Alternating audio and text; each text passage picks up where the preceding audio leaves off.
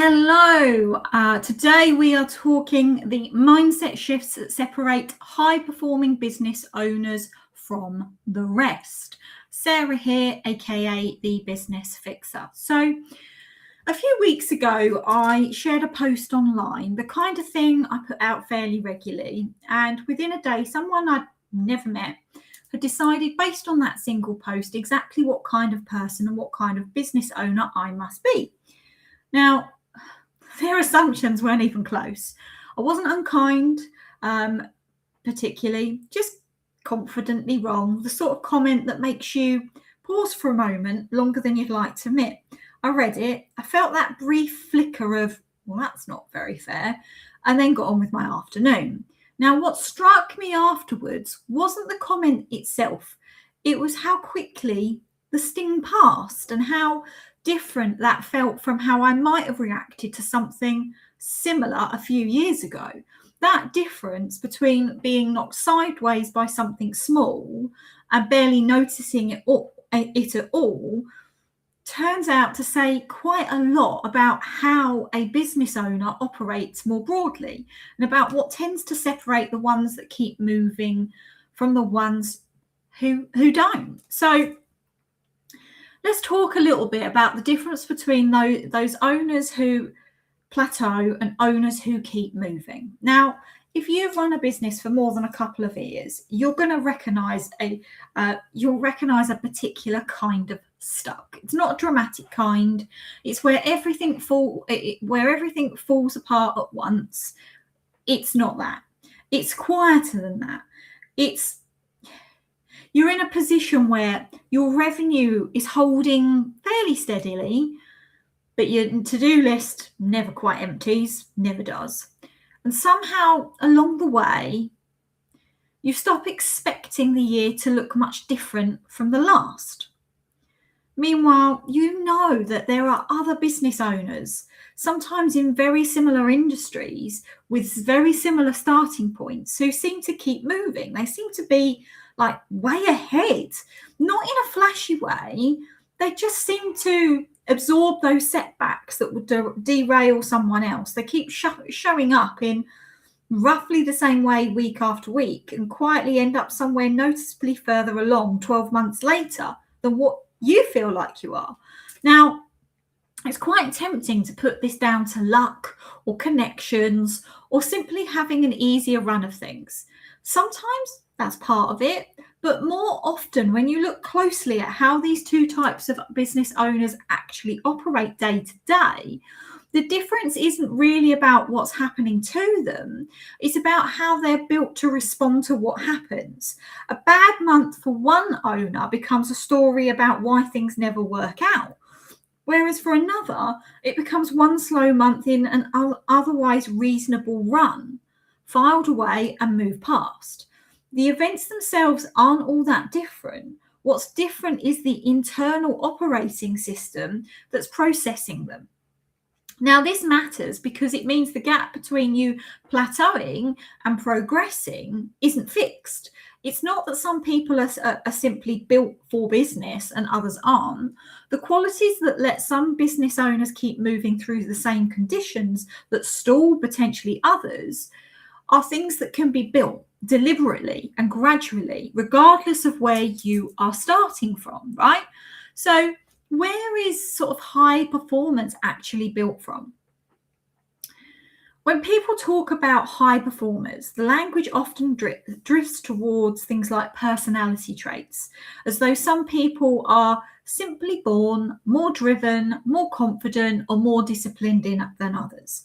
In practice, what actually underpins sustained high performance in business owners tends to come down to a smaller, more specific set of qualities, and they're far more learnable than the personality framing may suggest. Now, the first is your self-image. Now, this isn't the same as confidence in the sense of self-belief or positive thinking. It's something a little bit quieter. It's a baseline sense of who you are, what you think you're capable of, that doesn't need constant external proof. When your self-image is unsettled, Every result becomes evidence, good or bad, about your worth as a business owner and your worth potentially about yourself. Now, a great month confirms you're doing well. A quiet month suggests maybe you're not cut out for this after all. But when your self-image is more settled, results are simply results. They inform decisions without dictating how you feel about yourself, and it stops you questioning your self-worth. Now, the second is resilience, which is really the practical output of that settled self-image under pressure. It's the capacity to absorb a setback, a difficult client, a slow quarter, a piece of harsh feedback, without it knocking you off course for days on end. Now, some of us, just because we have that setback doesn't mean that we don't feel it. We really, really do. What we do is we process it and we don't then dwell in it. Now, like I said, resilient owners aren't unaffected by those things. They feel them. But the feeling doesn't become the whole story. It becomes one part of a longer story that is still moving forward. Now, the third is consistency, which is resilience effectively applied over time. It's the ability to keep showing up roughly the same way, applying roughly the same effort, regardless of how the last week went. Crucially, consistency doesn't mean identical output every single day. It just means a steady underlying approach that holds even as energy, motivation, and circumstances naturally rise and fall around it. Now, these three qualities reinforce each other. That settled self-image makes resilience easier because setbacks don't threaten your sense of who you are. Resilience makes consistency possible because you're not derailed every time something doesn't go to plan. And consistency over months and years is what actually produces the kind of compounding progress that looks from the outside like someone simply is doing well. Now, none of this requires becoming a different person. It's built through repetition in fairly ordinary ways, and the building blocks are available to anyone willing to put them in place. Now, if you've ever wondered why certain assumptions about your own limits feel so fixed, then it may well be worth you reading more about how identity-based habits work, where behaviours built around who you believe you are tend to stick far more reliably than habits built around a goal alone.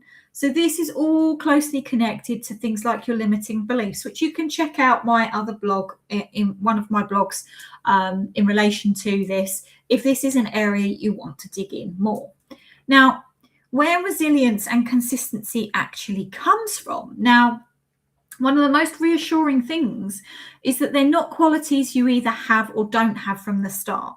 They're built almost always through repeated exposure to exactly the kind of things that feel uncomfortable in the moment. Setbacks that we've survived, decisions made without full information that worked out reasonably well anyway, and small consistent actions that individually felt fairly insignificant at the time.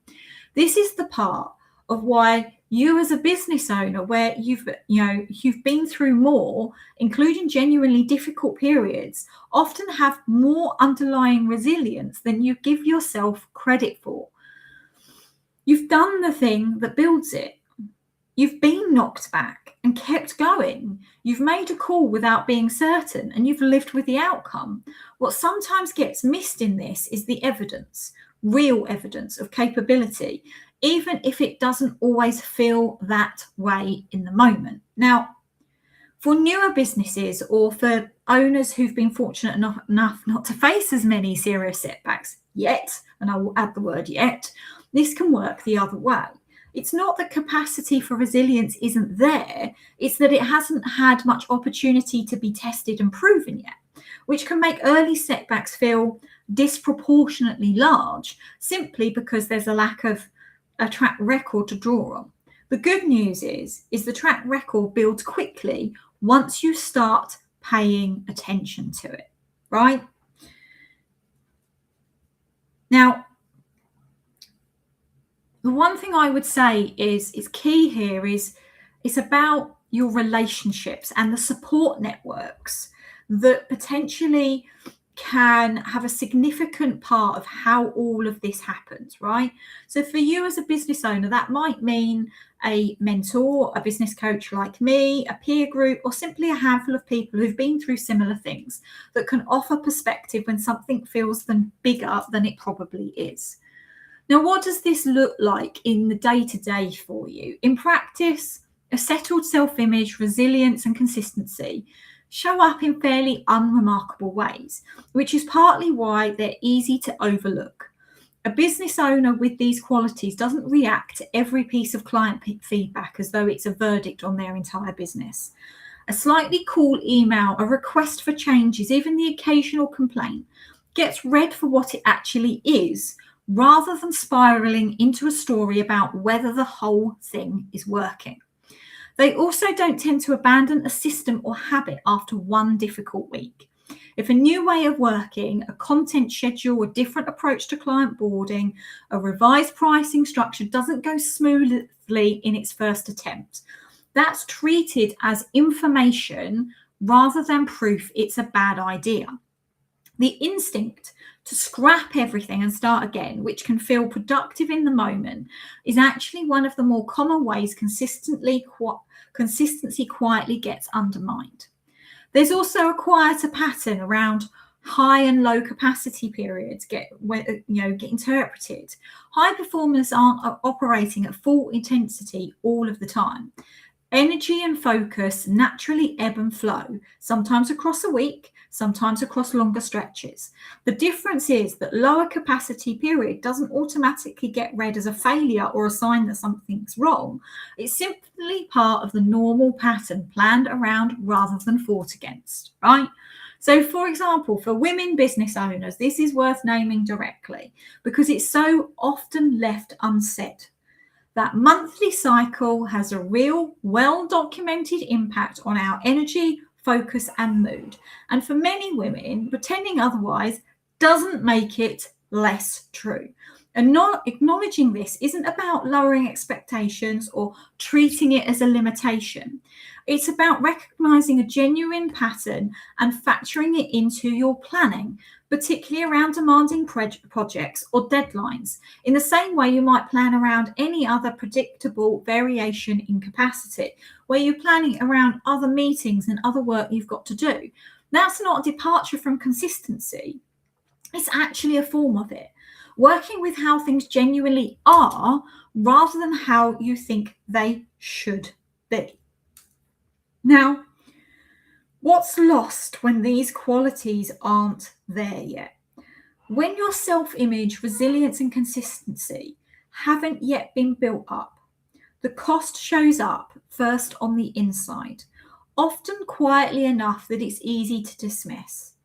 There's a particular kind of exhaustion that comes from operating purely on motivation and willpower. Every setback feels personal. Every quiet week feels like evidence that something's going wrong, even when nothing actually has. Over time, this erodes the kind of self-trust that everything else depends on, not dramatically, but steadily in the background.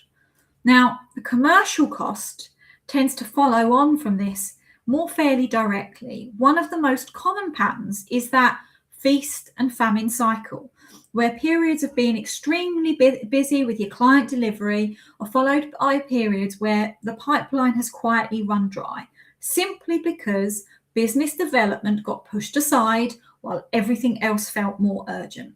This isn't usually a conscious decision. It's what happens when consistency hasn't yet become something that holds steady regardless of how busy things get.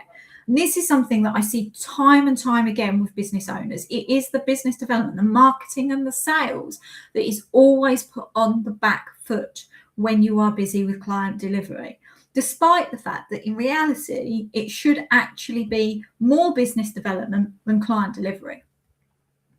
Now, it's worth being clear about what this section isn't saying. This isn't a case for growth at any cost, or for treating every quiet period as a crisis that demands more hustle. It's simply naming what tends to happen factually and without drama.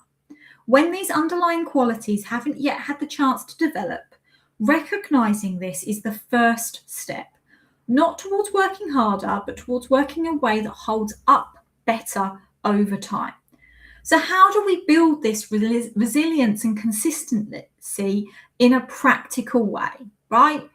Now, this doesn't mean that you need a personality transplant or a complete overhaul of how you work. It's built through a handful of fairly ordinary weekly habits applied consistently enough that they start to compound. So number one, set clear weekly intentions. Start each week by setting clear intentions rather than simply reacting to whatever lands first. This doesn't need to be complicated. Sit down, ideally either on a Sunday or a Monday morning, and identify the 3 things that genuinely must happen that week for it to feel like a good week. Everything else then gets ordered by priority underneath those 3. The point of this isn't rigid planning for its own sake. It's that having 3 clear non-negotiables gives you something solid to return to when the week inevitably throws in distractions, which it will. Work with your natural energy, not against it. Now, some of these things are things we were actually talking about within my group program this week. And one of the things that often keeps coming up before I touch on the energy bit is the Eisenhower matrix, because this is a really, really key way when you're writing those lists of the things that you need to work on for the week.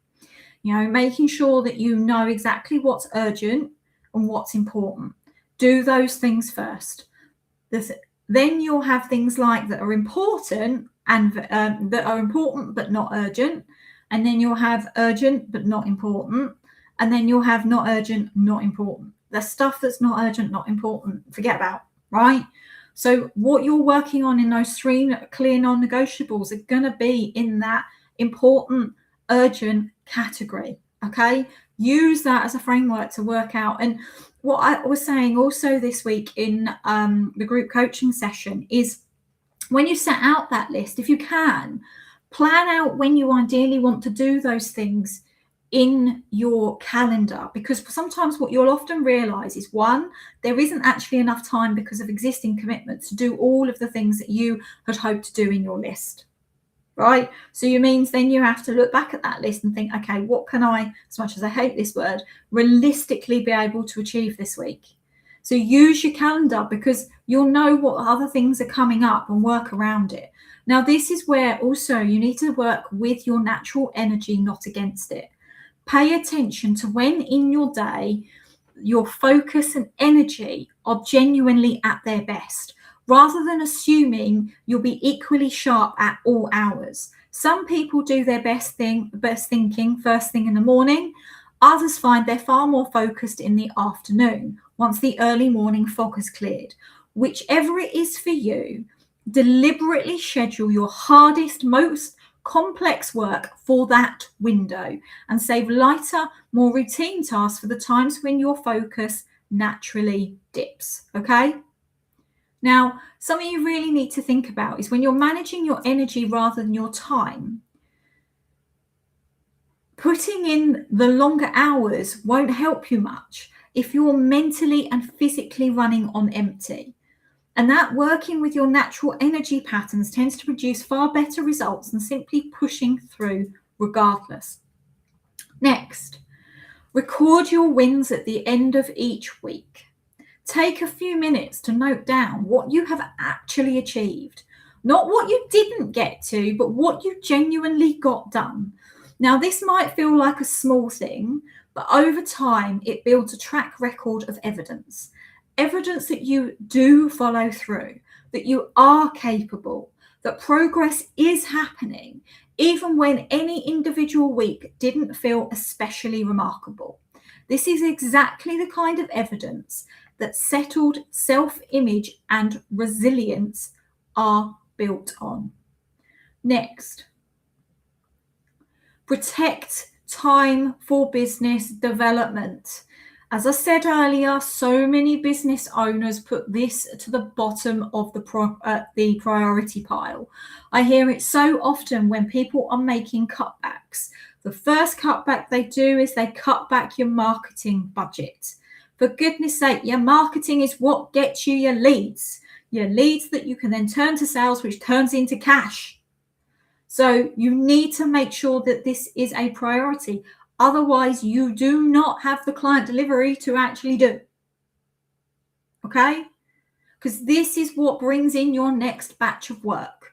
It is protected as one of your non-negotiables, regardless of how busy delivery gets. Can you tell I'm a little bit passionate about this one, right? The often cited guideline is something like a 60-40 split between delivery and business development, with the 60% being in the favor of business development, not client delivery. Yet in practice, most business owners spend nowhere near that much time on the business development. They'll probably spend, if they're lucky, closer to 10%, if that. This gap is precisely what tends to drive that feast or famine cycle. Protecting it even a modest, consistent amount of time every week, regardless of how the rest of the week is going, is in itself a meaningful act of consistency, and one that pays off considerably over time. Allow for natural variation, right? Hold all of this loosely enough to allow for it. A week where you achieve less than usual isn't a failure of the system. It's part of how capacity genuinely works. For everyone, and particularly worth factoring in again for women business owners around their cycle, when planning bigger pieces of work or important deadlines, the aim isn't identical output every week. It's steady underlying approach that holds even as the details shift around it. You are going to need to be flexible. It isn't a case of you set your intentions and you set your diary for the week and you rigidly stick to it. Stick to what you can, but things come up. I know there was a time when I was a lawyer that there'd be urgent matters that would come in and I would have to move something further down the priority pile because it became urgent. There might have been an urgent court hearing. But the key thing is what you then do is you move your diary around to factor that in. Okay? Use your diary. That's what it's there for. Now, if we look back at that comment that I referred to right at the very beginning of this live, right? The one based on a single post and a complete misreading of who I actually am. What strikes me now is how little it actually disrupted. Like I said, a few years ago, I think I would have been playing it on my mind for way longer than it deserved, wondering if there was something to it, whether other people saw me the same way, whether I needed to do something about it. This time I noticed it, felt the brief flicker of irritation, and then it simply passed. The rest of the day carried on as normal. That's not because I've become indifferent to what people think or because the comment didn't register at all. It's because my sense of who I am and what I'm doing doesn't depend on a stranger's snapshot of one post taken out of context getting it right. That settled sense of self is exactly the kind of thing this whole piece has been about. It's quiet, it's unremarkable most of the time, and it's precisely what allows a small moment like that to stay small. So what are all these qualities I keep talking about actually for? It's easy, because when you're talking about resilience and consistency, to make it sound like the goal is simply to become more productive or to grind through more without it affecting you, that's not the point. The point of building these qualities is that they let you, the business you actually set out to build, keep moving, particularly through the inevitable stretches that are harder, slower, or less certain than you'd like. Now, most business owners didn't start out wanting to prove how much they could endure. They started because they wanted to build something, support themselves and the people who matter to them, do work that felt meaningful, or have more control over their time and decisions. Resilience and consistency aren't separate from that. They're what make it possible to keep moving towards it, especially during the periods that don't feel like progress is happening at all. Now, none of this happens overnight, and it's not meant to. Building a settled self-image, resilience and consistency is a gradual process made up of fairly ordinary weeks, repeated often enough that they start to add up. There's no single moment where everything suddenly clicks into place. What tends to happen instead is that looking back after a few months, you notice that things that used to derail you for days now barely register. They're still showing up roughly in the same way, regardless of how the last week went, and that the business has moved further than you might have expected, simply because nothing knocked it off course for very long.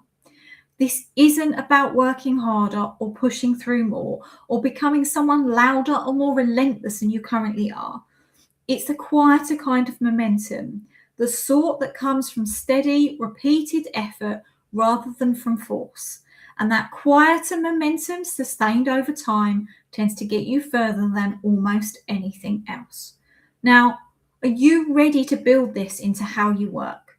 If you are ready to build this kind of resilience and consistency, let your business keep moving, even through the weeks that don't feel like progress at the time, I would love to have a conversation with you. Book a free business performance strategy session with me and let's work through what that looks like for you. And if you are open to having a conversation with me, then simply type the word consistency in the comments and we can have a conversation. I really hope you've got some real benefit from today. These things are, it's all part of that mindset piece. As the quote says, success is 80% mindset, 20% hard work. You get your mindset right, then the world is literally your oyster. As I said, if you want to have a chat with me, simply comment the word consistency and let's have a conversation. Thanks for joining me, guys.